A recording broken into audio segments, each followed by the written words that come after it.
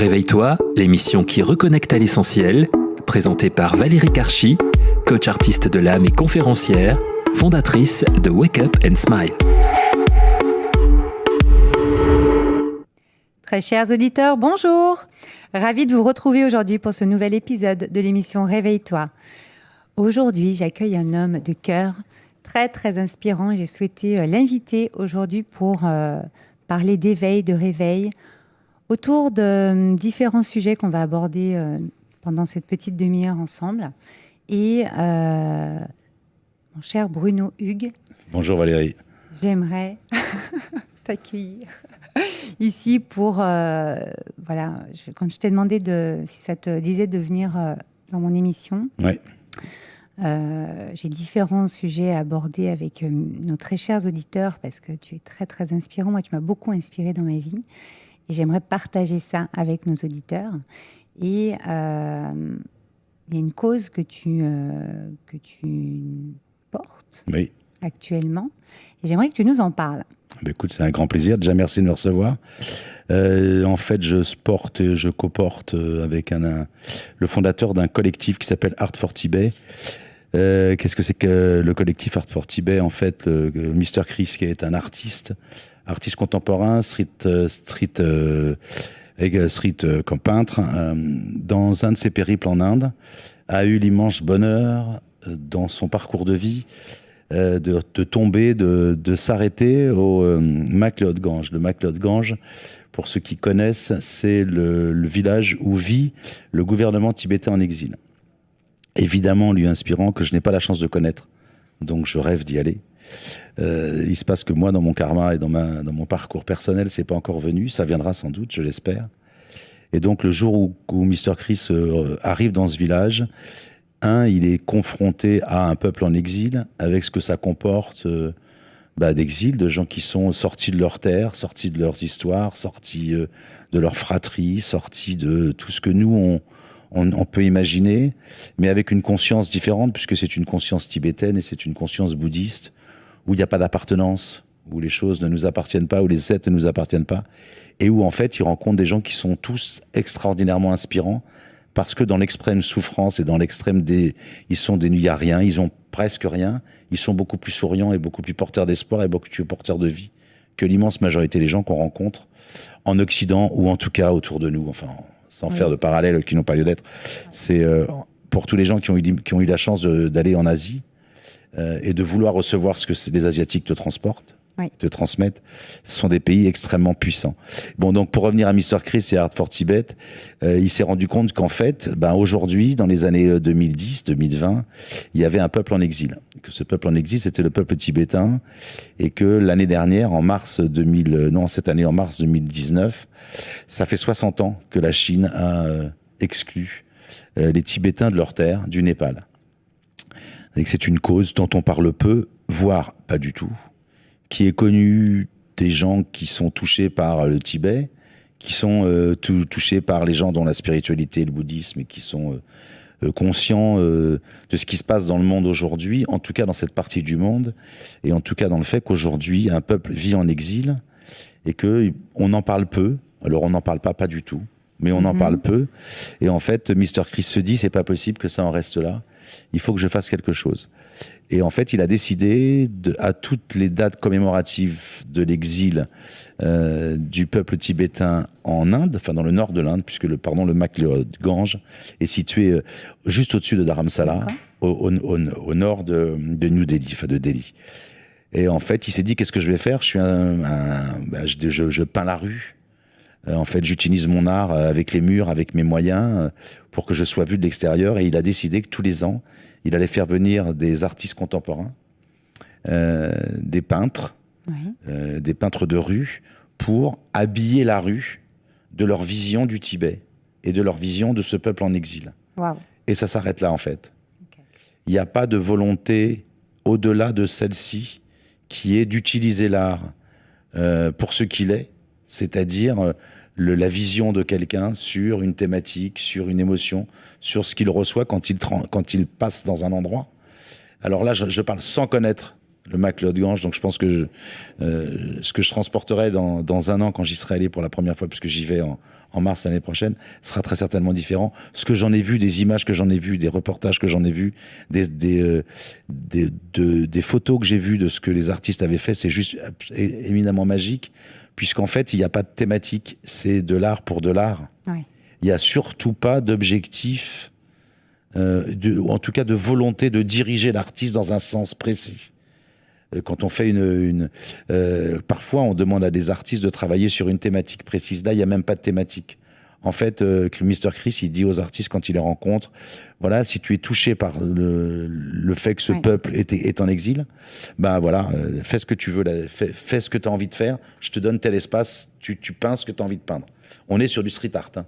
Okay. Donc le street art, c'est vraiment utiliser la rue et utiliser la street et prendre l'art pour mixer l'art et la rue. Okay. Et là, on est au Tibet. Enfin, on est en tout cas autour de la problématique du Tibet.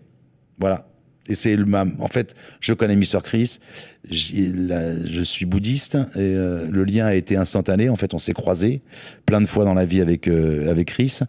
On n'est pas obligatoirement amis, mais en tout cas, on s'entend très bien. Et de là, il a commencé à me dire qu'il avait besoin de quelqu'un pour bosser un peu avec lui dans le collectif. Moi, je lui dis pourquoi pas. Je devais partir en Inde cette année, j'ai pas pu. La vie, le karma, l'impermanence, ce que nous vivons tous les jours fait que je n'ai pas pu partir cette année. Et on s'est dit, on se revoit à ton retour et on verra ce qu'on fait. En fait, Mr. Chris avait décidé de faire une exposition des artistes qui étaient venus avec lui au McLeod Gange à la médiathèque de Biarritz. Je suis Biarro. Okay. Donc j'ai eu l'immense plaisir, chance, honneur de l'aider dans cette démarche-là. Et de cette expérience commune, on a eu l'envie de continuer ensemble. Et donc on est en réflexion aujourd'hui sur sortir d'un collectif, aller dans quelque chose peut-être d'un peu différent. On ne sait pas encore, c'est en pleine réflexion. Et notre conscience commune laisse le temps faire. Et quand les choses devront être faites, elles sont faites. On ne sait pas encore quelle forme elles vont prendre.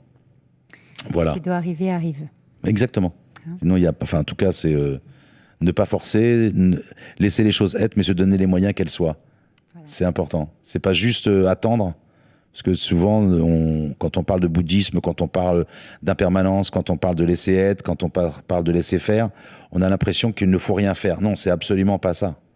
C'est pas ne rien faire, attendre que ça tombe. Non, on n'est pas du tout dans cette démarche-là. La démarche, elle est à l'inverse. On peut complètement croire en l'impermanence, on peut complètement avoir l'impermanence comme valeur fondamentale, tout en acceptant que la vie est active et qu'il faut surtout pas ne rien faire. Et c'est ça qui est important. C'est pas de vouloir ramener cette spiritualité, cette philosophie de vie en fait, ils attendent que ça tombe. Non, absolument pas. C'est même l'inverse. C'est si on veut que la vie que nous avons, le temps que nous avons à passer dans cette vie soit positif, soit fort, il faut accepter que les choses soient, mais se donner les moyens qu'elles arrivent. Ça ne veut pas dire aller les chercher, ça veut simplement dire se donner les moyens d'agir et se donner les moyens d'être. Je pense que ça doit rejoindre à peu près les thématiques de ton émission, je pense. Oui, justement, ça les rejoint complètement, puisque une certaine ouverture d'esprit, un certain éveil, on appelle ça comme on veut. Je ne sais pas quel mot toi tu emploierais pour comprendre tout ça, parce qu'il faut opérer un certain détachement parfois, un certain lâcher-prise. Et c'est vrai qu'on a parlé de nombreuses fois ensemble de l'impermanence. Ouais. J'aime comme tu parles de l'impermanence, justement. C'est un sujet que je voulais aborder aujourd'hui, entre autres. Parce qu'il y a pas mal de personnes qui ne savent pas vraiment ce que c'est finalement que l'impermanence. Je ne sais pas si tu peux nous en dire un peu plus, toi. Je vais essayer, en tout cas, avec ma perception et mon regard sur l'impermanence. Pour moi, aujourd'hui, l'impermanence, c'est... la définition, elle est un peu compliquée parce que, en fait, c'est pas l'inverse de la permanence. Oui, c'est pour ça qu'il y a une subtilité. Ce serait trop simple de dire, en fait, il y a la permanence. Donc, qu'est-ce que c'est que déjà que la permanence ? Là, on va rentrer dans un débat philosophique. Donc, en fait, moi, la vision et la perception, ce que je ressens de l'impermanence n'a rien à voir avec la permanence. L'impermanence, c'est simplement que rien ne dure.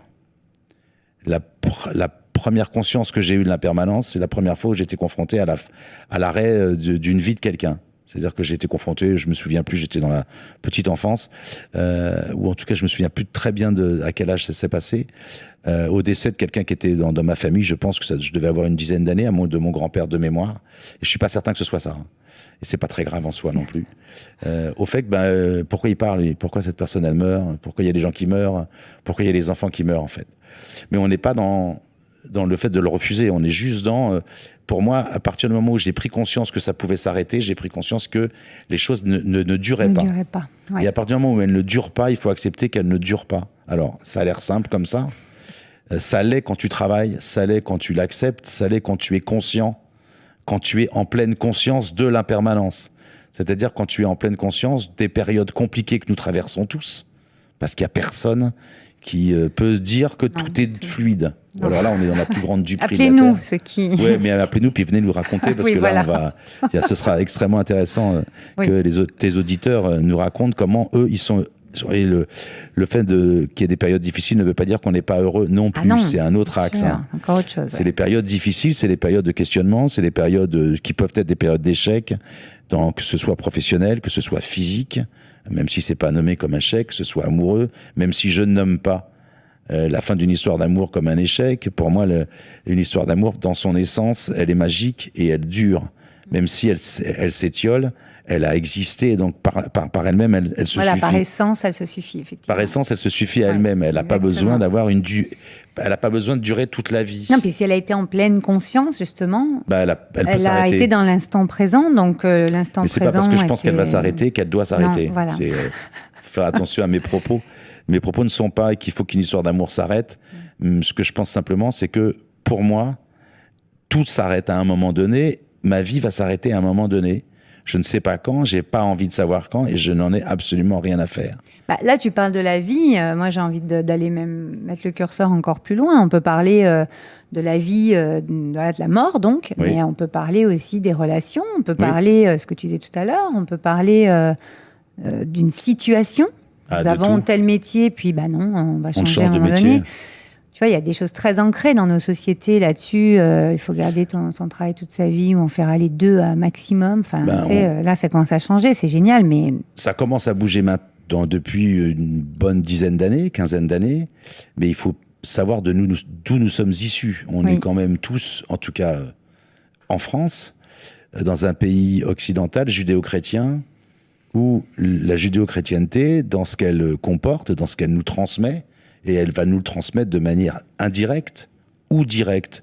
Pour ceux qui ont reçu une éducation religieuse, pour ceux qui n'ont pas reçu d'éducation religieuse, il ne faut pas croire qu'ils n'ont rien reçu. Notre société judéo-chrétienne impose de travailler... Alors, va pas l'imposer au sens... c'est pas un didacte. C'est là où c'est plus complexe. C'est qu'en fait, on va nous amener comme s'il n'y avait qu'un chemin de vie. Oui. Comme si il fallait avoir le même travail toute sa vie. Ça, c'est peut-être ma génération. Ma génération, globalement, on avait l'immense bonheur de pouvoir faire des études. Il fallait qu'on ait un métier, qu'on fasse le même métier. Moi, j'ai fait plus de 10 métiers dans ma vie. Et tous ceux qui commençaient à me dire tu vas faire le même métier, je les regarde les hommes, mais d'où je vais faire le même métier? Mais je sais même pas si le métier que je vais faire là, il me plaît. Donc s'il me plaît pas, je m'en vais, c'est pas grave. Aujourd'hui, je peux rechanger de métier. Si jamais quelque chose me passionne, je vais m'arrêter et commencer autre chose. Je pense qu'il n'y a pas d'arrêt. Je pense qu'il n'y a pas de moment où on est obligé de continuer tout le temps à faire la même chose. Et l'impermanence, c'est ça. C'est le mouvement aussi derrière quand même, non? J'entends. Oui, t'as évidemment du mouvement. Mais avant le mouvement, il y a le fait que rien ne dure. Et donc, après, il y a du mouvement. Mais dans un premier temps, rien ne dure. La maladie, elle peut amener à la fin de cette vie-là, mais elle peut aussi... permettre aux gens de grandir, elle peut aussi permettre aux gens de revivre, de renaître. Là, un boulot qui s'arrête, alors on peut avoir des débats, on a les sempiternels débats, ouais, pour toi c'est facile parce que tu peux. Non, c'est pas facile du tout de changer de boulot, c'est pas facile du tout de passer par des périodes où t'as pas de taf. Sauf que si jamais tu le regardes comme une souffrance permanente, tu t'en sortiras jamais. Si par contre tu le regardes comme un temps de ta vie, où en effet c'est compliqué, en effet c'est difficile, en effet la société a fait que ça n'a pas marché, quel que soit le boulot que nous ayons, quels que soient les choix que nous ayons faits, ça peut ne pas marcher. La résilience, c'est accepter que ça ne marche pas et de se dire c'est pas parce que ça ne va pas marcher qu'il n'y aura pas de suite. Et donc, ne pas se dire que quand on est dans des périodes un peu plus difficiles, ça va rester difficile toute sa vie, de la même manière que quand on est dans des périodes un peu plus faciles, ça ne va pas être facile toute sa vie non plus. Et c'est ce qui fait, pour moi, en pleine conscience, le bonheur de vivre et le bonheur de m'éveiller le matin. Et après le réveil, il y a l'éveil. C'est les discussions que nous avons depuis longtemps. Oui. Partage-nous-les d'ailleurs. Non, c'est très intéressant. En fait, on discute depuis longtemps sur qu'est-ce qui se passe le matin au réveil et pourquoi il y a des jours où j'ai de l'énergie, pourquoi il y a des jours où j'ai pas d'énergie et pourquoi il y a des jours. En fait, on s'est croisés pour les auditeurs de Valérie juste après sa maladie parce que j'ai rencontré Valérie parce qu'elle cherchait un producteur, quelqu'un pour l'aider, pour lui filer un coup de main, intellectuel ou autre, pour produire un film, un clip vidéo que Valérie voulait faire. Il se passe que je suis tombé en amitié, voire plus si affinité, mais en tout bien tout honneur de cette femme, et du fait qu'elle avait une énergie, une lumière absolument hallucinante, et qu'elle était juste en train de sortir de son cancer. Et j'en parle en toute tranquillité, puisqu'on en parle, toi et moi, suffisamment. En fait, de cette rencontre est née une rencontre humaine et des discussions sans fin sur comment tu as trouvé l'énergie pour rebondir, comment tu as trouvé l'énergie pour continuer à vivre, alors que tu avais une maladie dont plein de gens, c'est pas ne s'en sortent pas, mais sortent de maladie en étant complètement déprimés, complètement dépressifs. Et on s'est mis à discuter de pourquoi le matin, quand on se lève parfois, on vit mal la journée, pourquoi quand on se lève parfois le matin, on la vit mieux. Et je pense que simplement, on ne veut pas ouvrir les yeux le matin quand on se réveille. Et en fait, le réveil, c'est simplement le simple fait que l'esprit, tout d'un coup, se reconnecte avec la réalité. Et au lieu de se dire ce temps de latence entre le réveil et l'éveil, c'est-à-dire ces quelques secondes qui vont faire que, tout d'un coup, notre journée va commencer, il faudrait essayer, alors moi je le fais tous les jours, mais je n'y arrive pas tous les jours. Mais en tout cas, tous les jours, j'essaye d'être en pleine conscience de la chance que j'ai de me réveiller. Et là, on en revient à la mort et à la fin. Oui. Pourquoi ? Parce que dans notre esprit, dans notre vie, dans ce chemin de vie-là, il y a un moment où on ne se réveillera pas. Oui. Et donc, être conscient de la chance que nous avons de nous réveiller peut nous amener à avoir une journée éveillée. Voilà. J'enlève le R. Exactement. C'est tout le jeu de l'émission, d'ailleurs, oui. C'est c'est toute cette dimension. C'est cette dimension. Il faut savoir percevoir, en fait. Oui, mais je pense qu'on l'aperçoit tous. C'est simple. C'est pas complexe. C'est simplement on s'interdit d'aller regarder autrement. Je ne sais pas si on l'aperçoit tous en conscience. Je suis pas sûre. Alors, peut-être pas en conscience. On ne ferait pas ce genre d'émission si tout le monde percevait en conscience. On l'aperçoit peut-être pas en conscience, mais inconsciemment, on l'a tous. Oui, alors bien entendu. On l'a intégré, oui. On sait tous qu'on respire. Tout à fait.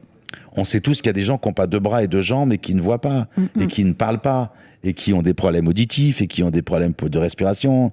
On le sait tous. Enfin, je veux bien qu'on se voile la face en disant certains n'en ont, ou qu'on se dise nous on en est conscient, les autres n'en sont pas. Mais c'est. Alors non, c'est pas ça. C'est que les personnes, je pense que tout le monde en a inconsciemment le sait de toute façon, puisqu'on se réveille, donc on se doute bien qu'on va faire quelque chose dans la journée. Et qu'on va à un moment donné être réveillé dans la journée, quoi qu'il en soit, parce que parfois on peut se réveiller, mais on n'est pas du tout éveillé. C'était un petit peu la subtilité aussi. Mais à un moment donné, on en parlait dans une autre émission aussi, à quel instant tu soupèses le grand bonheur immense de cet instant, de ces quelques secondes. Moi, c'est quand j'ouvre les yeux.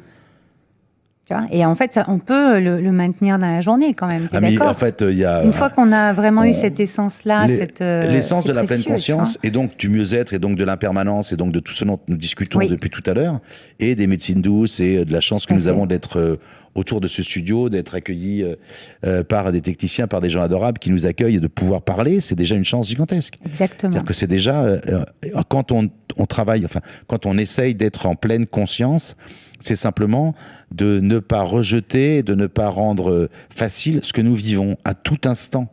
Les moments faciles et les moments difficiles. Il y a un grand maître tibétain qui est vietnamien, qui s'appelle Thich Nhat Hanh, qui a écrit de multiples ouvrages sur la pleine conscience, fait faire un travail au village des Pruniers, où en fait il y a une cloche, et au moment où la cloche sonne, on doit s'arrêter, on s'arrête de marcher, et on doit simplement poser notre esprit sur la respiration.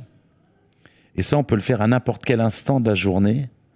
Mais poser son esprit sur la respiration, c'est pas juste dire je respire. Non, c'est pas ça. C'est poser son esprit en se disant j'ai la chance de respirer un air pur dans un pays libre, sans dictature, où je peux penser, vivre, aimer de manière libre. C'est pas simplement se dire je respire. Déjà la conscience de respirer est déjà forte, mais il faut aussi travailler sur au-delà. L'au-delà, c'est prendre conscience de la chance que nous avons de respirer dans le cadre dans lequel nous sommes. Et le simple cadre dans lequel nous sommes, y compris parfois dans le métro, ou parfois en effet dans le métro, ça peut être désagréable, j'en suis tout à fait d'accord. Et ben arrêter son pas. Arrêter son pas, c'est pas simplement s'arrêter, c'est arrêter son pas et faire en sorte que l'esprit se pose sur l'instant présent. Ben, l'instant présent, on peut aussi regarder le fait qu'on a la chance d'être entouré de gens, qu'on a la chance d'être dans un moyen de transport qui nous amène d'un point 1 à un point 2, qu'on peut le prendre, donc on peut avoir eu l'argent, alors qu'il y a des gens qui n'en ont même pas, qu'il y a des gens qui sont dans ces rames de métro qui n'ont même pas de quoi se nourrir. C'est ça, c'est ça. Le c'est ça est déjà péremptoire et déjà judéo-chrétien. Donc déjà, je devrais l'enlever de mon propos. La perception que j'ai aujourd'hui de la pleine conscience, c'est parce que j'ai la chance de pouvoir j'ai la chance d'avoir traversé des périodes différentes dans ma vie et j'espère en traverser d'autres, ô combien, et que de ces différentes expériences que j'ai vécues, j'ai eu la chance de rencontrer le bouddhisme, de me rendre compte qu'il y avait une spiritualité dont les valeurs fondamentales collait parfaitement à ce que j'avais en moi depuis toujours, que j'avais très certainement masqué parce que c'était pas simple. Il y a quelques dizaines d'années d'avoir ces pensées-là, même si elles sont pas négatives. C'est simplement différent. Okay. Et cette différence-là, parfois, elle amène à regarder le monde différemment, elle amène à regarder la médecine différemment, elle amène à regarder la maladie différemment, elle amène à regarder la fin de vie différemment, elle amène à regarder le départ, enfin la mort différemment. Okay. Oui. Et est-ce que justement, parce qu'on parle d'impermanence depuis tout à l'heure, là, est-ce que tu as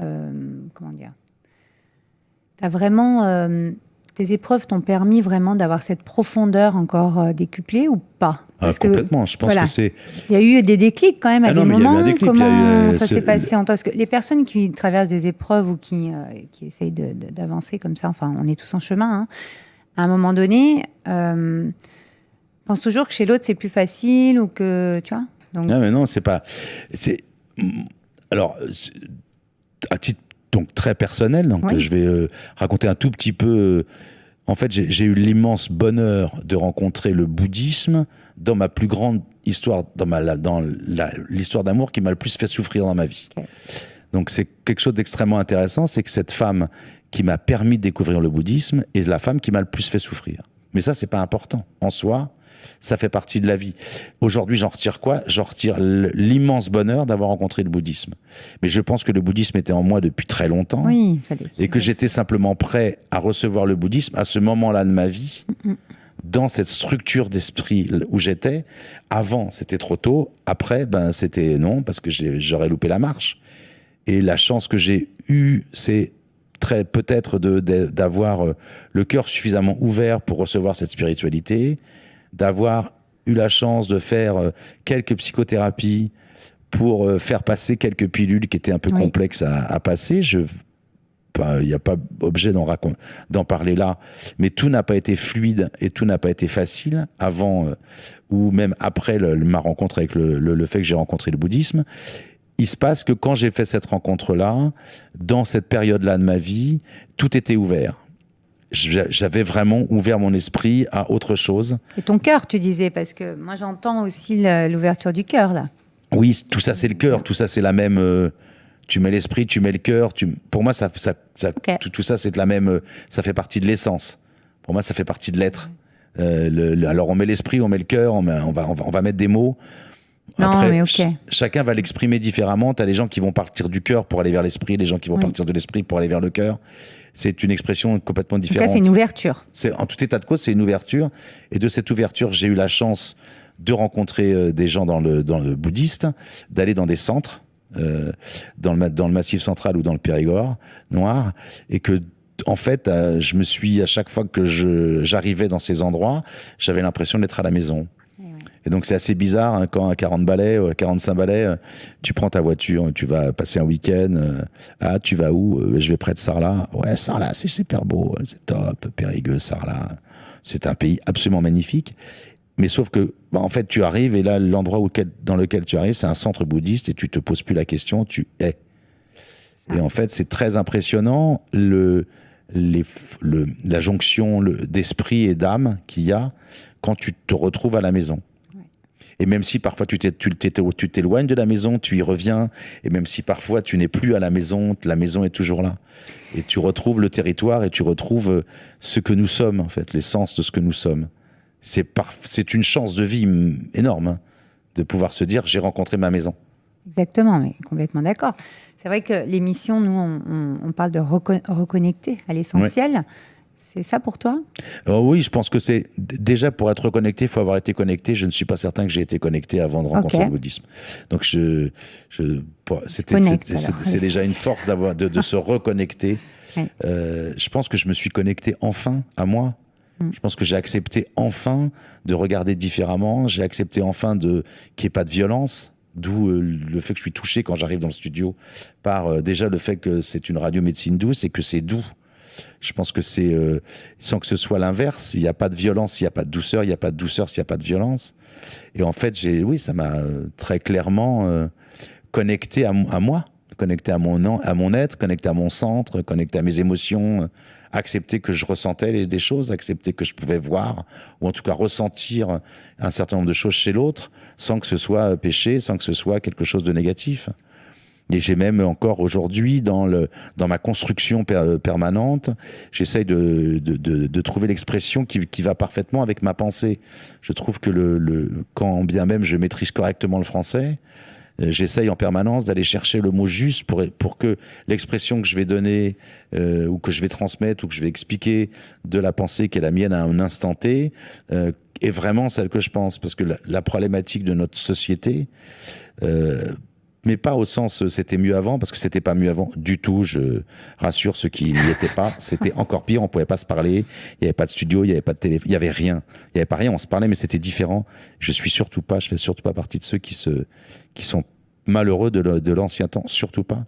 Je dis juste qu'aujourd'hui on a des moyens de communication qui sont tellement extraordinaires, ça nous permet de nous rencontrer. C'est vrai que ces moyens ont leur aspect négatif, puisque comme toute chose positive, elles ont une part négative. Mais le fait de pouvoir se connecter à soi-même, ça permet aussi de s'ouvrir et ça permet aussi de s'accepter soi-même et donc d'accepter l'être que nous sommes, et le début de la douceur arrive. Alors, tant qu'on n'a pas accepté que nous sommes des gens bien et des gens moins bien, et qu'en chacun de nous, il y a du bon et du moins bon, mais il n'y a pas que du bon ou il n'y a pas que du moins bon. Il y a et du bon et du moins bon. Et l'acceptation de ça, ça fait que, il y a des périodes où j'ai pas été cool, il y a des périodes où j'ai trahi, il y a des périodes où j'ai menti, il y a des périodes où bien sûr que oui. J'en suis pas fier du tout. Mais comme je ne suis pas plus fier de mes périodes où j'ai été plus en réussite et plus en phase avec moi, ça fait partie de l'être que je suis. Et dans cet être-là, il y a la douceur, il y a la connexion à soi, et donc, après la connexion à soi, il y a la connexion aux autres. Je pense qu'on ne peut pas être connecté aux autres si on n'est pas connecté à soi. Complètement d'accord. C'est c'est ce que je ressens. Mais comme la douceur de ce studio, ça c'est intéressant. Oui. Nous sommes que deux, le studio est gigantesque pour les auditeurs. Il y a peut-être une caméra. Donc ceux qui peuvent voir, découvrent le studio, c'est assez magique de se dire que dans ce grand studio, il y a deux êtres qui se parlent comme s'ils étaient autour d'un café ou d'un thé, en train de se parler, en se disant « Et toi, t'en es où là? T'as regardé? T'as vu? On s'est fait un thé. Là, il y a écrit quoi, toi? » Il y a écrit « Sois toi-même. » Ah mince, c'est exactement là où je suis aujourd'hui. Ah ouais, c'est ça. Ouais. Alors, ça, c'était là pour vous faire un petit aparté sur notre quotidien avec Valérie. On s'envoie parfois quelques photos sur « Tiens, t'as pris quoi comme sachet de thé? J'ai pris ça. » Alors, il est naze celui-là. Et parfois, ça nous parle. Voilà. C'est un quotidien de gens connectés. Exactement. Eh bien, mon cher Bruno, on finira sur ces belles paroles d'être soi. Effectivement, quand on connecte ou qu'on reconnecte à l'essentiel, ça permet vraiment de se retrouver soi-même et donc de diffuser davantage en fait aux autres. Hein. Oui, exactement. que ce soit permanent ou impermanent, j'ai envie de dire. Si la connexion pouvait être permanente, on serait fatigué, donc la connexion aussi est impermanente. Voilà. Surtout. Avec tout ce que ça engendre, mais ça fera peut-être l'objet d'un autre épisode. Ouais. Alors, j'aimerais qu'on partage avec nos auditeurs Art for Tibet. On peut le. Art for Tibet, oui. Art for Tibet, ART fort, voilà, FOR Tibet, comme le Tibet. Aujourd'hui, vous avez une page Facebook qui vous explique un peu le collectif, qui va vous montrer un certain nombre de photos. Comme je vous le disais tout à l'heure, comme je le disais à tes auditeurs tout à l'heure, on est en pleine réflexion sur peut-être une association. Quelle va être sa forme, quel va être son objet, quelle va être la cause. On est en pleine réflexion. Donc, je préfère pas en parler tant que c'est pas finalisé. En tout cas, pour ceux que ça intéresse aujourd'hui, pour les artistes qui sont attirés par rejoindre un collectif à but totalement non lucratif, puisqu'il n'y a pas d'argent qui circule. On peut être amené à vendre quelques œuvres pour rembourser quelques frais, mais ça s'arrêtera là. Et la mécanique, pour l'instant, n'est pas définie. Revenez, rejoignez-nous, rejoignez Mr. Chris. C'est un artiste phénoménal. Et porter cette cause-là seul dans un premier temps et l'amener là où ça l'amène est un cadeau de vie pour tous ceux qui le croisent. De la même manière que c'est un cadeau de vie de rencontrer Valérie. Écoutez-la tous les jeudis et si vous pouvez la rencontrez-la. Elle est vraiment inspirante. Quand bien même elle dit que c'est nous qui sommes inspirants.